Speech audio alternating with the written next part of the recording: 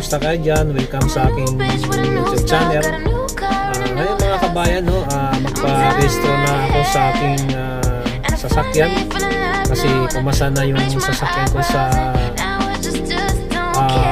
inspection center para makakuha ako ng registration renewal. So ngayon mga kabayan, papasok ako dito sa machine para magbayad at saka makuha ko na yung panibagong renewal card. So tara mga kabayan, samahan niyo ako. Okay mga kabayan, nandito na ako sa machine center. So ina-assist ako ni kabayan para mag-guide niya ako kung paano magbayad. Pero sa kanya ko na lang pinagawa kasi sa kanila naman ako kumuha ng car insurance sa loob ng isang taon. So ayan mga kabayan, ini-enter na ni kabayan natin ang aking registration number. So ayan, kasi pag ako pa gagawa baka magkamali ako. So siya na lang ang pinapagawa ko kasi sila naman nag-a-assist dito sa mga kumukuha ng renewal. Kasi sa kanila din kumukuha yung iba ng insurance para sa renewal. So sa kanya ko na lang pinapagawa. So maraming salamat sa iyo kabayan sa pag-assist mo sa akin. So ayan, naglo-loading lang yung machine. So ayan yung amount na babayaran ko. Sama-sama na yan lahat. Penalty, registration fee at saka mga fines. Kasi hindi ka naman makakuha ng renewal registration kung di mo bayaran lahat. Ganun ka higpit dito. So ayan, ni-enter na ni kabayan yung machine. So bibigay ko na sa kanyang pera na amount kung magkano yung babayaran ko.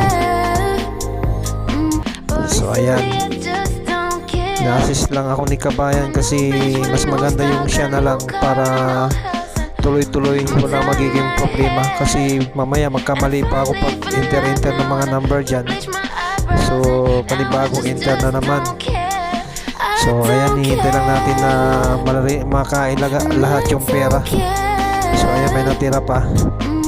So ayan, nakuha na lahat ng machine yung pera. So maya lang marirelease na yung bagong card. Ganun ka bilis dito mga kabayan mag-renew ng registration card at saka mag-renew ka ng lisensya. Ganun, napakabilis. So 10 minutes to 15 minutes lang ka tagal. Ganun kadali. Walang kasi-lasin, hindi katulad sa atin, marami pang kailangan na hanap. So dito wala, napakabilis lang. Kaya bilib ako sa lugar na to kasi lahat ng transaction ay napakabilis. So ayan, ayan na yung card ko, nirelease na ng machine. So maraming salamat sa ating kabayan na tinulungan niya ako. So hintayin ko na lang yung resibo para ma-release. So ayan, pinindot niya ulit para sa resibo yan.